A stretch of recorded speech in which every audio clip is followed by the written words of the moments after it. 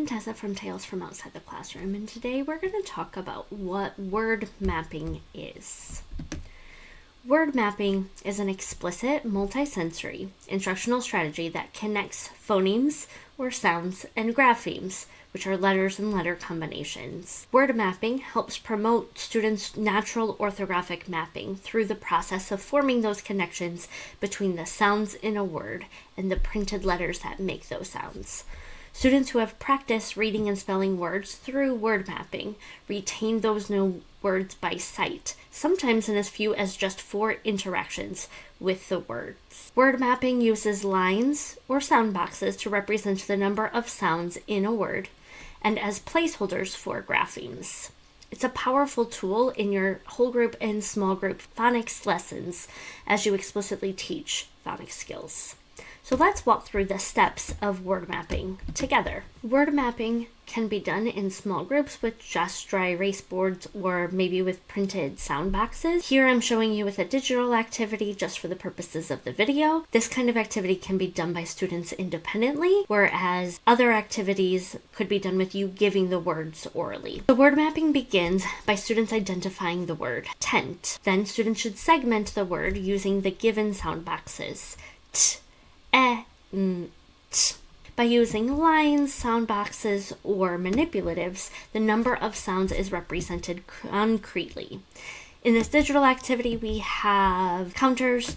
I like to use counters, Unifix cubes, mini erasers, sometimes just dots to represent the sounds when we're doing dry erase board. Once the sounds in the word have been segmented, t, t, students then connect those sounds with the spelling of each sound. T, t. The word is then reread orally, tent, in order to help students make that orthographic mapping connection between the auditory, the visual, and that word in their background knowledge. Tent. In this example, students are writing the word separately from the sound boxes.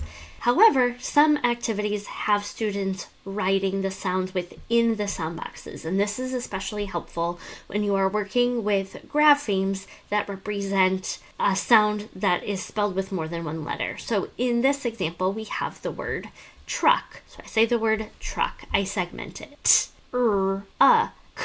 And then I spell it, in this case, with tiles, but again, it can be done just with paper pencil.